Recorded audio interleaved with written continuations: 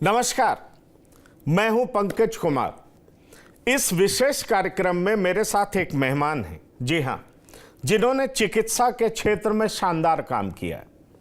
आपको ये बता दें कि जिन लोगों को जॉइंट रिप्लेसमेंट की जरूरत पड़ती है, क्योंकि आपको मालूम है कि बहुत सारे लोग बड़े ही क्रोनिक अर्थराइटिस से परेशान रहते हैं, उनको बहुत हड्डी का दर्द रहता है, जोड़ों का दर्द रहता है, बड़ी दिक्कत रहती है, जगह जगह पर घूमते हैं, समुचित इलाज नहीं मिल पाता। तो निश्चित तौर पर उन्हें एक ऐसे चिकित्सक की ज़रूरत होती है जो कि उनका इलाज कर सके। आज हमारे साथ वैसे ही एक चिकित्सक हैं जिनका नाम है डॉक्टर स्वरूप पटेल, और वो डायरेक्टर रोबोटिक जॉइंट रिप्लेसमेंट है। मतलब जॉइंट रिप्लेसमेंट किस प्रिसीजन के साथ किया जाए, कितना परफेक्शन के साथ किया जाए, इसमें इनकी मास्टरी है।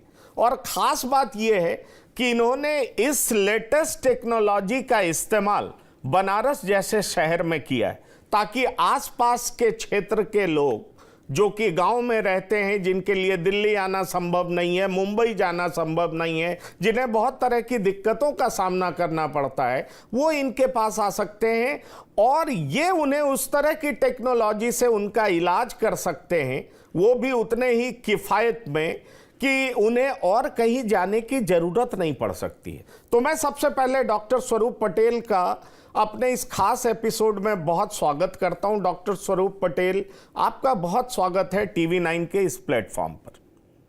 धन्यवाद। Thank you. डॉक्टर स्वरूप पटेल, मैं आपसे ये पूछना चाहूँगा कि आजकल लोगों को बहुत ज़्यादा प्रॉब्लम जॉइंट्स में क्यों होता है, और जॉइंट्स में इस हद तक प्रॉब्लम लोगों को हो रहा है, जबकि हम कहते हैं कि अब हम लोगों का लाइफ एक्सपेक्टेंसी बढ़ गया है, हम जीना सीख गए हैं, हमें पता है क्या खाना है क्या नहीं खाना है। लेकिन अब बच्चों को दिक्कत हो रही है, कम उम्र में दिक्कत हो रही है, जॉइंट की समस्याएं बहुत ज़्यादा आ रही हैं, कूल्हे टूट जा रहे हैं। तो इतने तरह की प्रॉब्लम्स लोगों को हो रही है। और हम कहीं भी, क्योंकि अगर मैं बात करूं दिल्ली में, तो लोग अलग अलग हॉस्पिटल में चक्कर काटते दिखते हैं और उनको हमेशा लगता है कि उनकी जो परेशानी है उनसे उनको निजात नहीं मिल पा रहा।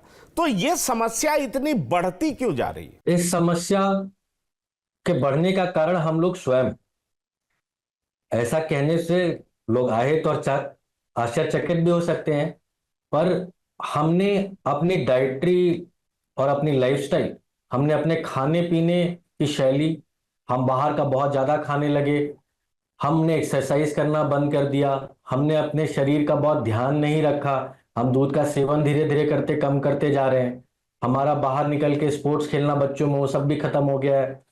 तो आप बदलाव देखेंगे कि अब हम अपने घर के अंदर बहुत ज्यादा सीमित होते हैं, कार में बैठ के कहीं चले जाते हैं, तो हमारा वॉकिंग भी कम होता जा रहा है, हमारी डाइटरी हैबिट भी बदलती जा रही है। आदमी पहले अपने घर पे ही खाता था, अब वो बाहर रेस्टोरेंट इस तरीके की चीजों से खाता है, अब ऑनलाइन मंगा के खाता है। हालांकि मैं इसके विरोध में नहीं हूं, लेकिन हमें अच्छा खाना है, हमें स्वस्थ रहना है, हमें एक्सरसाइज करनी है, अपने वजन को संतुलित रखना है।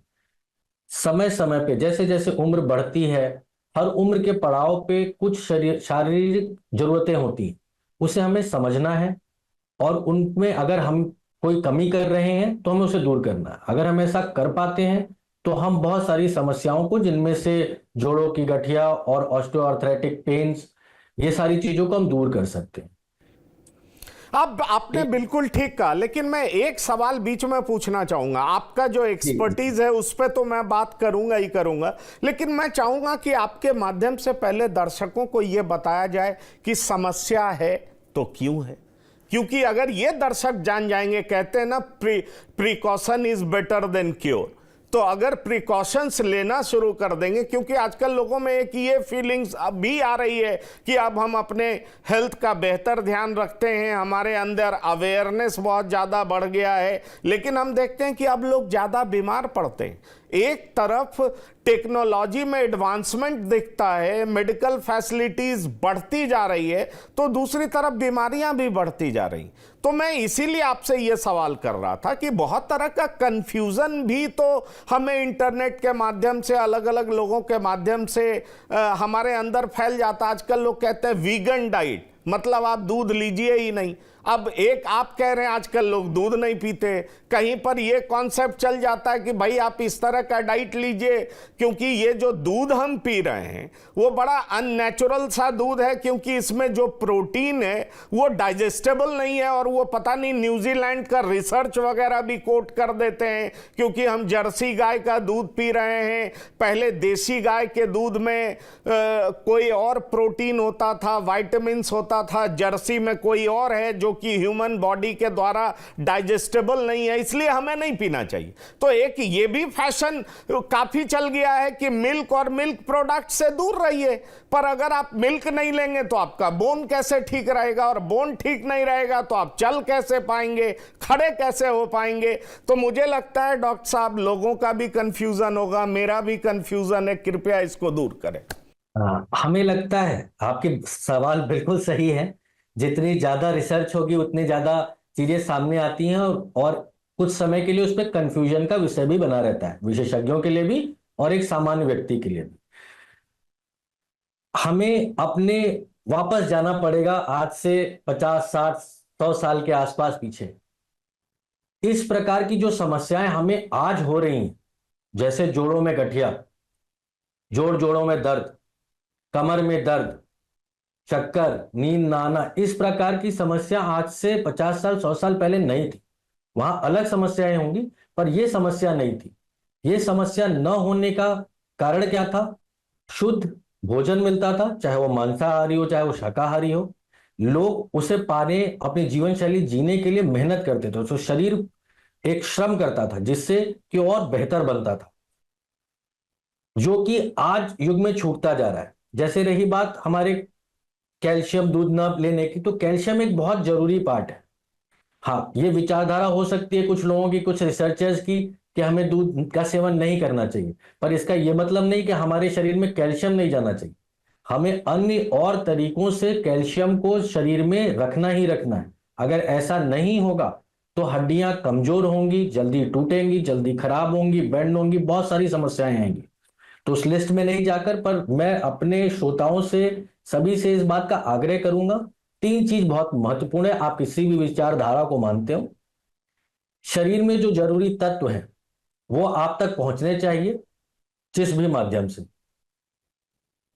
मेरा अपना पर्सनल ये होगा, जैसे हम पहले जीवन जीते थे उस पे चलें, दूध पिए, फल फूल खाएं, ताजी सब्जियों का प्रयोग करें, फ्रिज में रख के 10 दिन बाद ना पका के खाना खाएं, बाहर से खाना खाना हमें कम कर देना चाहिए, और जो भी पकाएं घर पे बनाएं।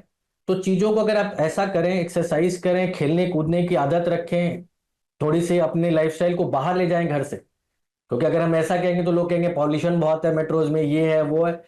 पर अगर आप बाहर जाएंगे तो आप शायद प्रकृति को भी सुधारेंगे और अपने आप को भी। घर में बैठ के फिल्टर लगा लेने से शायद समस्या का समाधान नहीं हो सकता। तो हमें कुछ चीजों में वापस जाना चाहिए, रिट्रोस्पेक्टिवली देखना चाहिए कि वो इतने सालों से सही चलती आ रही थी, आज उसे अचानक से चैलेंज कर देना या उसे रोक देना बहुत उचित नहीं होगा।